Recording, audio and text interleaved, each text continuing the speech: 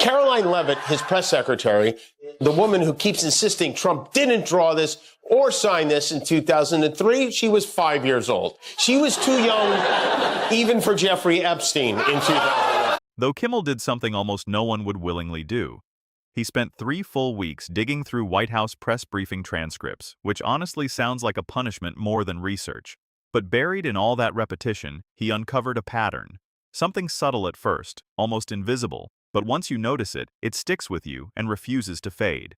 He walks out on stage, skips the usual intro, no jokes, no easing in, just straight to the desk.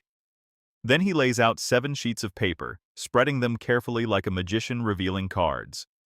He looks at the audience and says, "I want to read you one sentence, just one."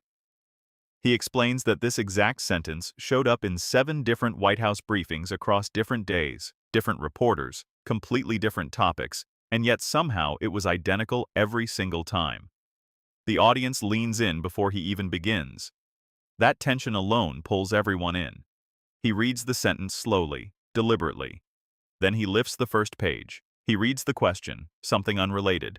Then the response. The exact sentence appears. He places it down. Page 2, new question, new context, and again the same sentence. By the time he reaches the 3rd page, the audience starts connecting the dots on their own, realizing this isn't coincidence anymore. Talk, it's disturbing even for him. So he left it to his lady chipmunk, Karoline Leavitt, to try to reel that one back in. I believe you're referring to the president's interview at Reuters last night. I was in that interview. It was a closed-door interview. And the laughter shifts.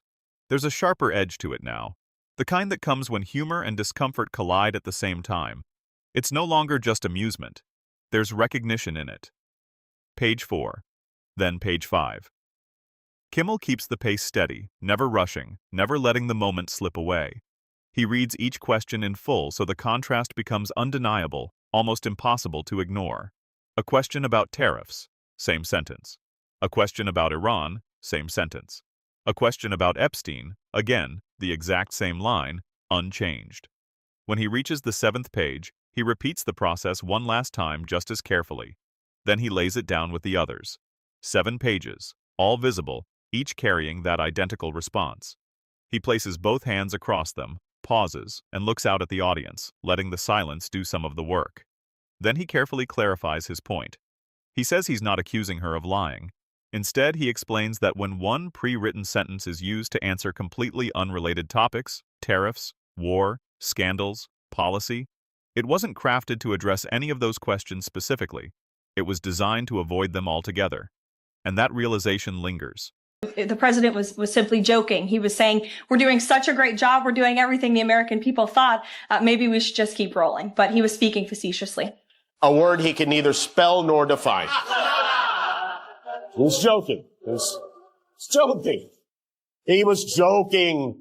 Like when he wishes Eric a happy birthday, he's joking. Then he pauses and motions toward the large screen behind him. Tonight he says they won't rely on commentary or interpretation. They will simply look at the images as they are. The first photo appears a sharp, high-resolution image taken at Trump's Palm Beach property, Mar-a-Lago. In the frame, Trump stands close beside Epstein and Ghislaine Maxwell, all 3 facing the camera, relaxed and smiling in a way that suggests ease, not distance. Kimmel points out that this is not an accidental background capture or a random crowd moment, but a clearly posed photograph taken at a private event hosted by Trump himself. The audience reacts with a mix of surprise and uneasy laughter, the kind that surfaces when something feels both revealing and uncomfortable at the same time. He does not move on quickly. Instead, he lets the image sit, allowing the room to absorb what they are seeing as people begin to notice details, the closeness, the posture, the lack of separation between them. Then, a second image appears, another social setting, this time in New York during the 1990s. Once again, Trump and Epstein are standing side by side, leaning slightly toward each other, sharing a moment that looks familiar. Rather than incidental, the body language tells its own story without needing explanation, and the repetition begins to echo what was shown earlier with the transcripts.